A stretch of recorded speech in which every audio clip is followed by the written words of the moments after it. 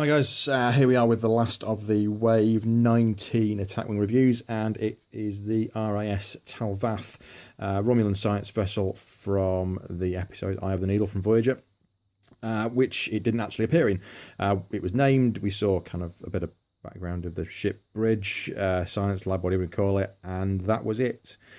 So attack wing have kind of gone a bit of license with this one and brought us a Romulan science vessel. It's the second one we've done since the first one was the RIS Apnex, which was released in 2013 and was in the solid colour. This one, just to make it a bit different, is in the translucent light sort of lime green colour. As for detail, pretty good. I'm just not a great fan of these translucent ones because they don't tend to paint them, so you get quite a plain ship, but you still do get the sort of raised wing detail, the bit of tail detail, a little bit of detail around the head, but to be honest, in comparison to the fully painted ones, it is pretty poor in the level of sort of painting detail on it. So not one that I'm greatly thrilled with, but let's get into the pack and have a look at the features of the ship itself. So, as I said, the RIS Talvath, it is a Romulan science vessel, and if we're looking at the stats on this one, it's going for a 1 in attack, 2 defense, 2 hull, 2 shield. You've got 3 options of tech upgrades with this one for 14 points. So it is quite a low points ship. So it's something you can sort of tack onto the back of your fleet. If you've got maybe 2 or 3 larger ships and you want something to do active a bit of support work, you can use this. You've got evade, you've got shield, and you've got sensor echo as your 3 actions. It is unique, and it is a Romulan ship as well. For its unique action, if you're within range 1 to 3 of at least 1 enemy ship, roll 3 defense dice. For every evade result, place 1 evade token beside your ship, and you cannot perform any free actions this round. So again, as we've been seeing recently with the smaller ships, this is a lot more about a defensive position, keeping it in the game longer. It's not got a lot of attack. It's going to be there really to help and support your other ships, maybe complete any objectives and missions while you've got your larger ships, keeping the opposition busy. Has got a forward firing arc, no rear firing arc with the Talvath, and that's really sort of where we go. It's okay on the as a basic for a ship.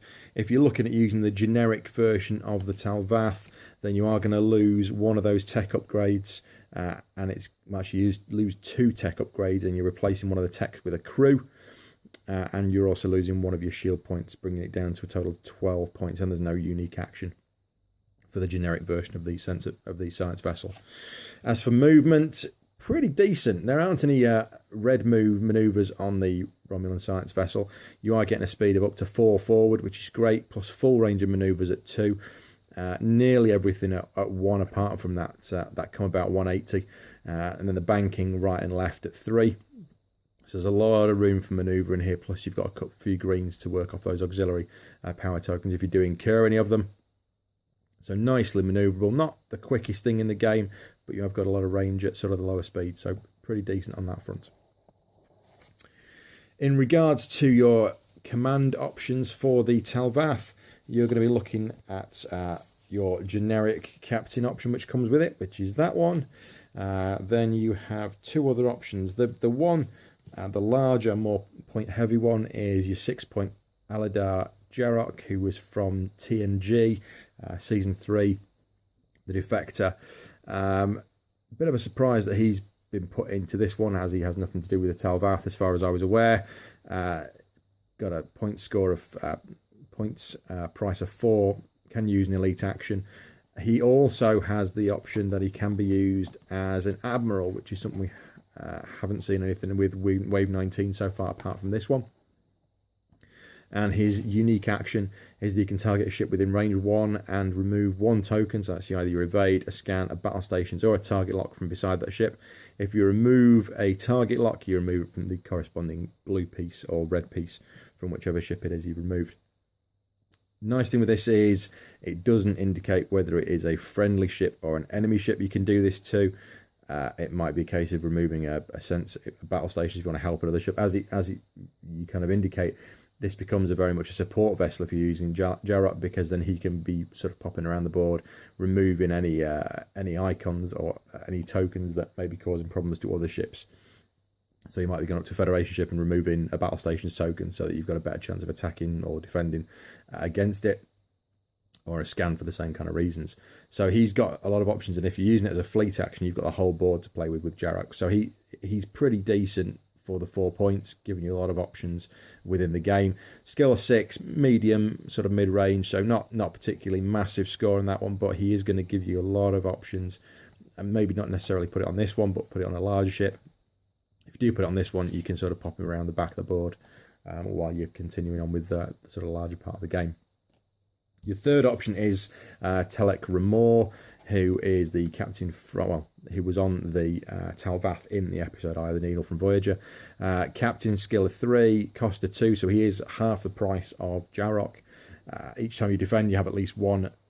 If you have at least one scan token beside your ship, you can roll an extra defense dice, and you can field the secret research upgrade with this one, even though he's not actually got the elite action option. So it's nice. There are a few I've seen in the past where you've been able to field an elite action even though you've not got the icon on there, because it specifies certain ones. Quark, I think, is one of those that it does, and I think there is another one in the Vidian pack or the Herogen pack which can field an upgrade without having the icon there.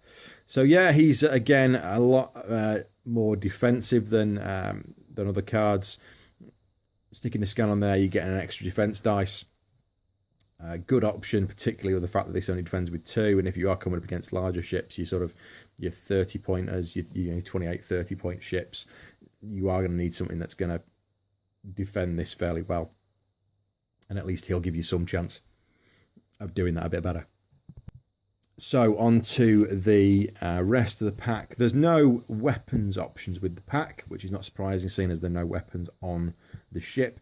You do get, as we said, that single elite action, which is secret research, which when you add the scan action to your bar, which then works with Talvath Romulan because there is no scan option, you can add the sensor option to your bar.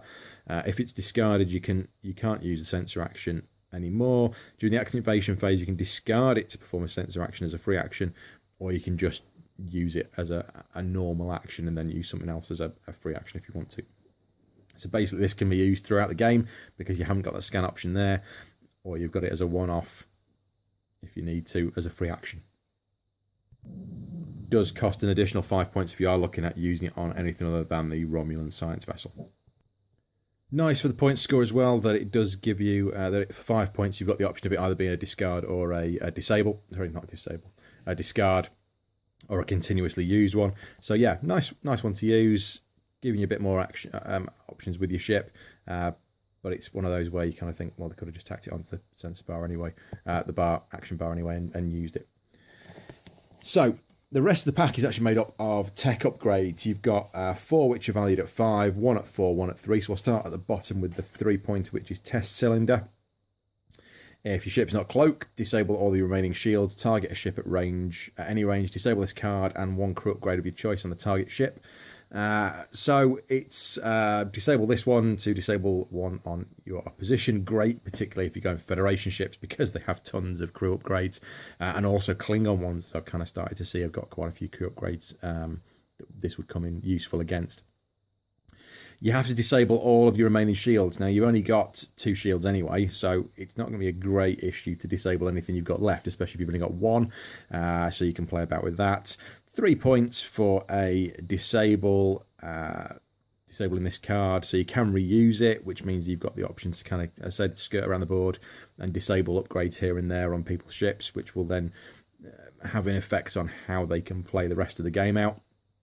So yeah, definitely using this one as a support vessel, as it can only be used on the Romulan science vessels. You've got a couple of these, you can play about which one you're putting it on. 3 points, decent for a disable rather than a discard.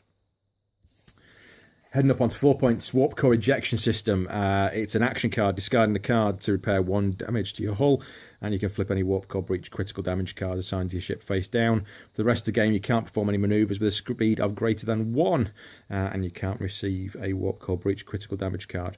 If you do, you can flip it over and just treat it as normal damage. No ship can be equipped with more than 1 of them. A 4-pointer, very, very useful considering the stats on the ship being a 2 and a 2 on your hull and your shields. Being able to get rid of that warp core breach, very useful, but you are going to be limited to effectively the banking, a forward and a right and a left at one, which means you're probably going to end up being cannon fodder very, very quickly. So do you want to spend 4 points on something that is likely to get you maybe another round out of the game if you've got hull damage? Because if you've already taken one hull damage and you've got one left, you're pretty much at the end of your life, and anything that's going to come up against you and take a few shots is going to take you down pretty easily. So this one, it's a nice one because it's giving you that bit of, it's just letting you limp on for a bit further, but for a 4-point discard that is going to make you about a turn extra's life out of the ship, I'm not sure whether you would want to use this or not. Popping on into the first of our 2 5s, we have Signal Amplifier and Temporal Displacement. So Signal Amplifier is you can discard the card, spend a scan token, which you'll have if you've got Talvath Romulan on board your ship, to add 2 attack dice and 2 defense dice. So that gives you a lot of options here. So you're upping your attack from 1 up to a 3 and your defense up to a 4 just with Signal Amplifier. It is a discard, it is a one-shot use, but I think you're going to get a lot more effectiveness out of this than maybe something like Warp Core Breach. It does cost 5 squadron points if you use it on anything other than a science vessel. So a lot of these upgrades, again, as we've seen, they're very, very specific to the science vessel. So either the Apnex or the Talvath, which are your 2 retail options. No ship can be equipped with more than 1 Signal Amplifier. Really like this, just because it's giving you a little bit more, teeth on the science vessel. 5 points for a discard, yeah, but look at what it's giving you in comparison to what you've got at the moment. It's probably worth putting this on onto a science vessel if you are using it, just because it's going to give you a bit more power to work with throughout the game. The second one there we also talked about was Temporal Displacement, and when defending during compare results, you can discard it to cancel all the attacking ship's damage or critical damage results. All the cards that you use during the attack are returned to the state they were in prior to the attack. So effectively, you're resetting that round against this ship. So the attacking ship cannot perform any more attacks during the round this ability is used, and it can only be used on the science vessel. So with this, you can have an attack put on you. It can be a really big, powerful attack which is used maybe 3 or maybe a couple of cards in a combo, but you can then effectively reset that attack and stop that ship from attacking anybody else during that round. So it's a bit of an option to give you a bit of a regroup, again giving you a bit more life. I still think this is something that's better to use as with Signal Amplifier against something like the warp core ejection system, which isn't going to give you that much more life in your ship. 5 points for a discard, not really a surprise. It seems to be that discards are becoming 5-point cards, whereas your disables are going to be 2 or 3 pointers, depending on the power of the card, of course. So yeah, nice one again. Again, keeping with the episode as well, because it was all about that micro wormhole, so they've kept the theme going through this. Last 2 5s are Graviton Field Generator and Advanced Scanning. So Graviton Field Generator is an action card. You can disable it for 5 points and up to 2 of your active shields. So you've only got 2 active shields anyway to perform an additional forward maneuver with a speed equal to the number of shields you've disabled. So your maximum you're going to be is 2 forward. Or if you perform an agreeing maneuver, you can discard the card to place 2 shield tokens beside your ship. When suffering damage, these shield tokens are removed first. No indication of if you just have to put those on for the round and then take them off, or if it's a case of that you discard this card and you effectively get your shields back. If you do get your shields back, this, again, much better than Warp Core Ejection System. Going to give you a lot more life. Going to put your 2 shields back on if you've got hull, if you've just got your hull.